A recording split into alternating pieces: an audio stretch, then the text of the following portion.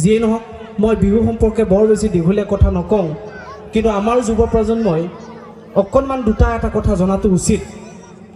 আমাৰ এই অঞ্চলতনো বিহুৰ যি পৰম্পৰাগত যিটো পৰিৱেশ্যভাৱে যিটো আমাৰ বিহু আহিল, এইটোনো কেতিয়াৰ পৰা আহিছে, এই কথাবিলাক কিন্তু অকণমান আমাৰ জনা উচিত।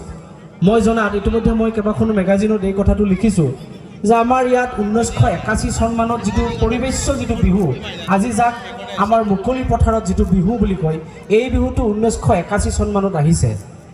আৰু আপোনালোকে শুনি আচৰিত হ'ব যে অবিভক্ত দৰং জিলাৰ প্ৰথমটি বিহু কেছেট বিশ্বজ্যোতি সাংস্কৃতিক গোষ্ঠীয়ে কৰিছিলে কপৌ ফুলা বতৰতে।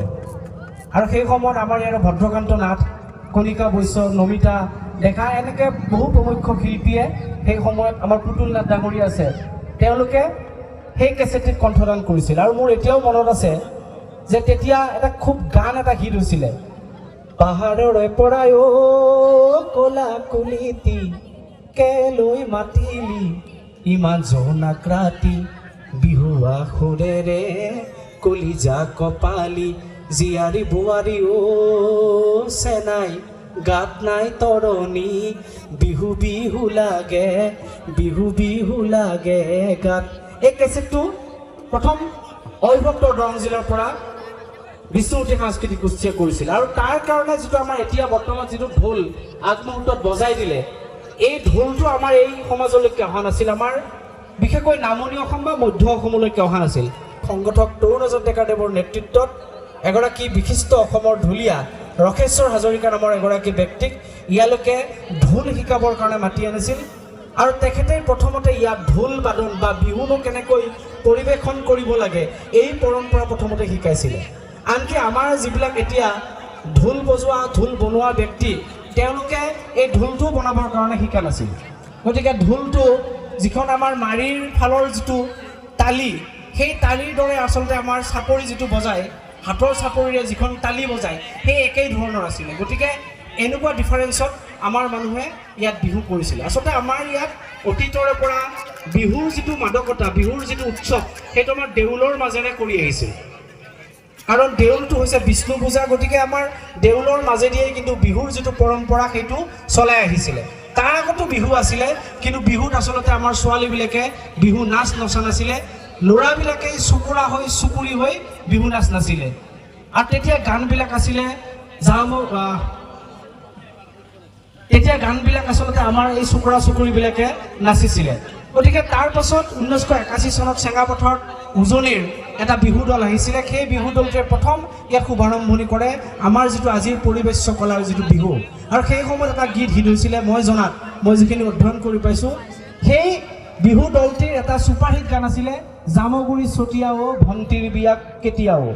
হয়তো বিহু দলবিলাকে এতিয়াও সেই সময়ৰ পুৰণি মানুহখিনিয়ে জানিব, জামগুৰি চতিয়াও ভণ্টিৰ বিয়া কেতিয়াও, এনেকুৱা ধৰণৰকৈ আছিলে। আৰু সেই ৰখেশ্বৰ হাজৰিকাৰ নেতৃত্বতেই আমাৰ বিহু ইয়াতে আমাৰ একেবাৰে ঘৰৰ ওচৰৰ ৰাজেন হাজৰিকা, পুতুল নাথ, মিঠু বড়ো, তৰুণৰাজ ডেকা এইবিলাকে প্ৰথম বিহু ঢোল শিকিছিলে। আৰু লাহে লাহে এই বিহু আমাৰ এই অঞ্চলত সৰ্বব্যাপী গুচি গৈছিলে।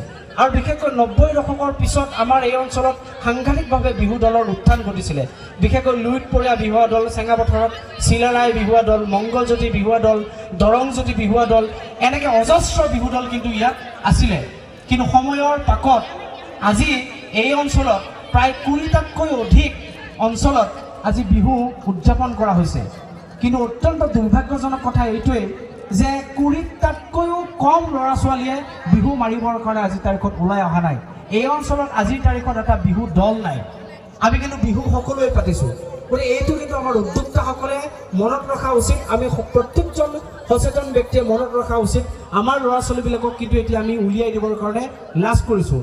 আমাৰ একেবাৰে ফুকলীয়া যেতিয়া আমাৰ খুব বেছিৰে প্ৰথম দ্বিতীয় তৃতীয় শ্ৰেণীলৈকে আমাৰ কণমানিজনীক আমি বিহুৰ মঞ্চত বা যিকোনো মঞ্চত আমি নাচ নচুৱাবৰ কাৰণে বা বিহুৰ নাচ শিকাবৰ কাৰণে বা নচুৱাবৰ কাৰণে আমি কিন্তু আগবঢ়াই দিওঁ। যেতিয়াই তাই অকণমান গাভৰু হৈ উঠিব, তেতিয়া কিন্তু আমাৰ অভিভাৱকসকলে সেই ল'ৰা ছোৱালীকেইটাক কিন্তু বিহু নাচিবৰ কাৰণে আমি আগবঢ়াই নিদিওঁ। আমি লাজ কৰা হওঁ, আমি সন্দেহ কৰা হওঁ, কিজানিবা বেয়া পথেৰে আমাৰ ল'ৰাটো গুচি যাব নেকি, কিজানিবা আমাৰ বেয়া পথেৰে ছোৱালীজনী গতি কৰিব নেকি, এনে বহু কথাই আমাক কিন্তু ক্ৰিয়া কৰিছে। যাৰ ফলশ্ৰুতিত এইবাৰ অকল এটা মাত্ৰ দল ওদালগুৰি জিলাৰ হৈছে, সেয়া হৈছে মোৰ বন্ধু এগৰাকী প্ৰতিদিন টাইমৰ সাংবাদিক যতীন ডেকা, তেওঁৰ নেতৃত্বত এটা ওৰাঙত বিহু দল হৈছে। আৰু এইবাৰ অবিভক্ত দৰং জিলাৰ, বিশেষকৈ দৰং জিলাত এটাও বিহু দল নাই। টংলাত দুটা বিহু দল আছিলে, এইবাৰ সেই দুটা বিহু দল নাই। কলাইগত দুটা বিহু দল আছিলে, নাই। ঔতলাত আছিলে, নাই। আগতে বৰগোলাত বিহু দল আছিলে, নাই। বকুৰাঝাৰত আছিলে বিহু দল, ক'তো নাই। এতিয়া ল'ৰা ছোৱালীবিলাক শিৱসাগৰৰ পৰা, উজনি অসমৰ পৰা ছোৱালীবিলাকক গোটেই ছিজনটোত 1 লাখ 1.5 লাখ টকাত ভাড়া দি বিহু নচুবৰ কাৰণে লৈ আহিবলগীয়া এটা পৰ্যায় পাইছেগৈ। গতিকে আমি আনৰ পৰা বিহু আনি কেৱল আমি বিহু নাচি থাকিলেই নহ'ব, আমাৰ এটা দল কিন্তু অত্যন্ত প্ৰয়োজন।